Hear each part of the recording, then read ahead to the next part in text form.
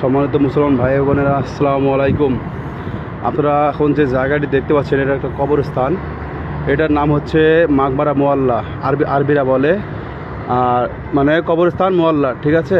আর এটা বাংলাদেশিরা বলে মাকবারা জান্নাতুল মোয়াল্লা। মানে এখানে উম্মাহাতুল মুমিনিন হযরত আম্মাজান খাদিজা রাদিয়াল্লাহু তাআলা আনহার কবর এখানে অবস্থিত, ঠিক আছে। আপনারা দেখেন এখানে যা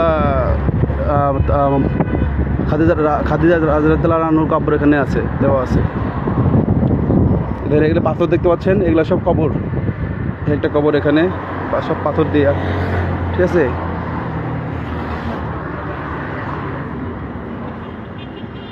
এখানে যত হাজি মারা যায়, মানে মসজিদুল হারামে যত হাজি এসে মারা যায়, আলহামদুলিল্লাহ সবার কবর এখানেই দেওয়া হয়। একটা পবিত্র জায়গা, ঠিক আছে, জান্নাতুল মোয়াল্লা।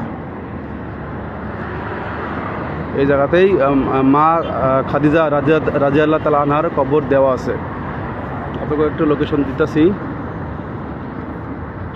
আপনারা যে একটা গাছ দেখতে পাচ্ছেন, বড়ই গাছ, ওই কবর, ওই গাছের কাছেই মা খাদিজা রাদিয়াল্লাহু তাআলা আনহার কবর আছে,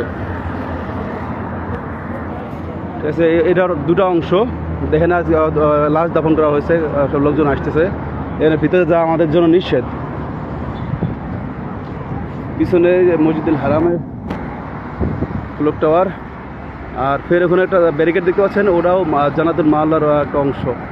এগুলো মেন রাস্তা, গাড়ি যা আসা করতেছে। এখানে ভিডিও করা অনেক রিস্ক।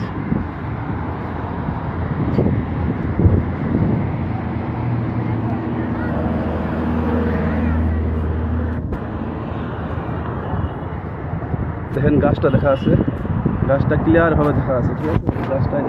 এই গাছের নিচেই, এই গাছটা হচ্ছে তার চিহ্ন। এখানেই মা খাদিজা রাদিয়াল্লাহু তাআলা আনহার কবর। এই যে হাজিরা সব আসছে জিয়ারত করতে মাকবারা মোয়াল্লা।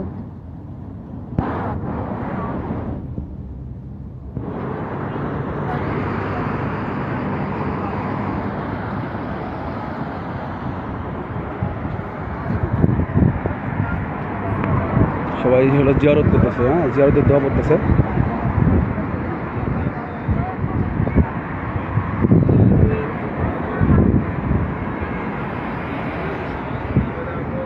দেখেন ওই যে রাস্তা এবার পুরাভাবে ক্লিয়ার করে দেখাইতেছি আপনাদেরকে।